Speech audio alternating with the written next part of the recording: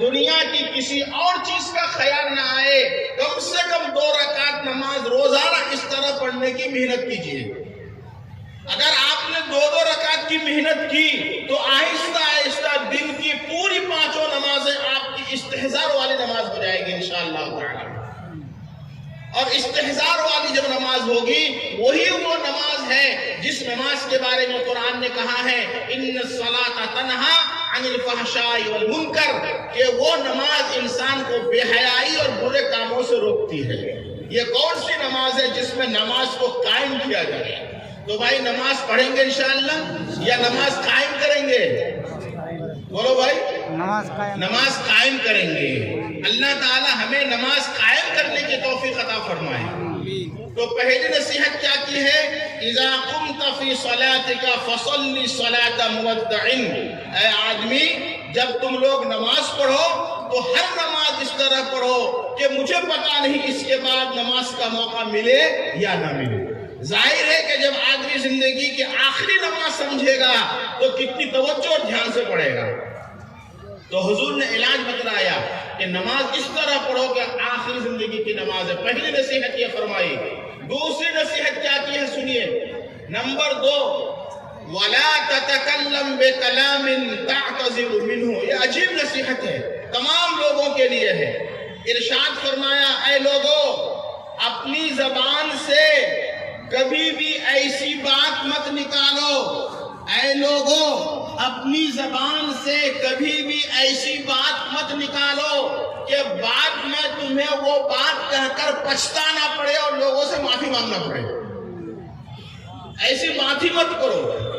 کیا مطلب؟ یعنی تم نے ایسی بات کی کہ کسی کو غصے میں گالی دے دیا، یا کسی کو غصے کے اندر کوئی ناجائز بات کہہ دی، یا کسی سے غصہ کر کے اس کی غیبت شروع کر دی، یا کسی کی غیبت کر کے یا اس کی چغلی شروع کر دی، اور زبان کے ذریعے سے کسی کو دھوکہ دے دیا۔ اب اگر سامنے والے کو پتا چلا کہ اس نے مجھے گالی دی ہے، اس نے مجھ کو برا بلا کہا ہے، اور تمہیں پتا چلا، جیسے مثال کے طور پر میں یہاں بیٹھا ہوں اور میں نے غائبانہ مفتی شریف صاحب کو گالی دی، اور مفتی مولانا جلال صاحب میرے ساتھ موجود تھے، ان کی موجودگی میں نے مفتی شریف صاحب کو گالی دی کہ مفتی شریف صاحب ایسے گندے آدمی ہیں خدا نہ خواستہ۔ اب یہ بات مفتی صاحب کے کام میں پہنچ گئی کہ مولانا ممتاز صاحب تو میرے سے دوستی کرتے ہیں لیکن مجھے انہیں گالی دیا ہے۔ اب یہ زبان والی بات ان کو پہنچ گئی، تو اب کیا کروں گا میں؟ مجھے شرمندگی ہوگی، تو بعد میں جا کر مجھے ان سے معافی مانگنا پڑے گا کہ بھائی معاف کیجئے گا، میں نے آپ کے غائبانے میں آپ کو گالی دے دی ہے۔ یہ کیوں کرنا پڑا؟ چونکہ شروع میں نے زبان کو غلط استعمال کیا۔ اگر ہم زبان کو شروع میں ہی صحیح استعمال کرتے تو مجھے معافی مانگنے کی ضرورت نہیں پڑتی۔ تو اللہ کے نبی نے ارشاد فرمایا، وَلَا تَتَكَلَّمْ بِكَلَامٍ تَعْتَذِرُ مِنْهُ، اے لوگوں اپنی زبان کو ہمیشہ صحیح استعمال کرو۔ اگر غلط استعمال کرو گے تو بعد میں تمہیں لوگوں سے معافی مانگتے پھرنا پڑے گا۔ پیارے بھائیوں، آج کے ماحول میں ہم اور آپ سب سے زیادہ جن گناہوں کے اندر مبتلا ہیں، ان گناہوں کا تعلق انسان کی زبان کے ساتھ ہے۔ سب سے زیادہ جن گناہوں سے ہم لوگ جڑے ہوئے ہیں، ان گناہوں کا تعلق انسان کی زبان کے ساتھ ہے۔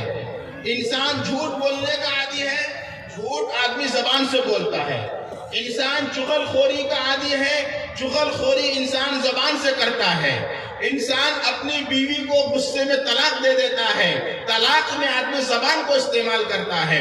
انسان اپنی زبان سے کسی کو گالی دیتا ہے، گالی کا تعلق انسان کی زبان کے ساتھ ہے۔ اس کا مطلب یہ ہے کہ تمام گناہ بہت سے وہ ہیں کہ جن کا تعلق انسان کی زبان کے ساتھ ہے۔ اگر آپ نے زبان کو صحیح استعمال کر لیا تو آپ جھوٹ سے بچ جائیں گے، آپ غیبت سے بچ جائیں گے، آپ چغل خوری سے بچ جائیں گے، آپ کسی کو ناحق کچھ کہنے سے بچ جائیں گے، اور بعد میں آپ کو پچھتانا نہیں پڑے گا۔ حضرت ابوبکر صدیق رضی اللہ تعالی عنہ کے بارے میں حدیث میں آتا ہے کہ وہ ایک کنکر لے کر زبان کے تالو میں رکھ لیتے تھے، زبان کے اوپر رکھ لیتے تھے، اور گویا کہ اس تالو میں کنکر رکھ کر زبان کو لاک کر دیتے تھے کہ اب تجھے بولنے کی اجازت نہیں ہے، اور کہتے تھے اپنی زبان کو کھینچ کھینچ کر کہتے تھے کہ تیری وجہ سے ہزاروں آدمی جہنم میں جائیں گے، تیری وجہ سے ہزاروں آدمی جہنم میں جائیں گے۔ اس لیے میرے بھائی اللہ کے نبی نے گناہ کی بنیاد پر ہاتھ رکھا اور گناہ کی جڑ پر ہاتھ رکھا کہ گناہ کی جڑ زبان ہے، زبان، اس زبان کی حفاظت کرو گے لاکھوں کروڑوں گناہوں سے تمہاری حفاظت ہو جائے گی۔ اور اللہ تعالیٰ نے زبان اس طرح بنائی ہے کہ اس کے اوپر نیچے اللہ نے پردے کے لیے اس کے ہونٹ ڈال دیے۔ قرآن شریف میں آتا ہے أَلَمْ نَجْعَلْ لَهُ عَيْنَيْنِ وَلِسَانًا وَشَفَتَيْنِ وَهَدَيْنَاهُ النَّجْدَيْنِ، جس کا ترجمہ یہ ہے، اللہ ارشاد فرماتا أَلَمْ نَجْعَلْ لَهُ عَيْنَيْنِ، اے لوگو کیا میں نے تم کو دو آنکھیں نہیں دی ہیں؟ أَلَمْ نَجْعَلْ لَهُ عَيْنَيْنِ وَلِسَانًا، اور کیا میں نے تم کو زبان نہیں دی ہے؟ وَشَفَتَيْنِ، اور میں نے تم کو دو ہونٹ نہیں دیے ہیں۔ حضرت مفتی شفیع صاحب رحمۃ اللہ علیہ نے معارف القرآن کے 8ویں جلد میں بہت اچھی بات لکھی ہے کہ اللہ تعالیٰ نے زبان کو اس طرح بنایا کہ اندر زبان ہے اور اس کے اوپر دو ہونٹ بنا دیے ہیں، تو بند رکھیں گے تو آپ کی زبان خود بخود بند رہے گی۔ آپ نے اگر ہونٹوں کو غلط استعمال کیا تبھی جا کر آپ کی زبان غلط استعمال کر سکتی ہے۔ اسی وجہ سے پیارے رسول صلی اللہ علیہ وسلم نے فرمایا وَلَا تَتَكَلَّمْ بِكَلَامٍ تَعْتَذِرُ مِنْهُ، اے لوگو کبھی ایسی بات مت کہو جن باتوں کے ذریعے سے بعد میں تمہیں پچھتانا پڑے اور بعد میں تمہیں لوگوں سے معافی مانگنا پڑے۔ کتنی نصیحت ہو گئی بھائی؟ 2 نصیحت ہو گئی۔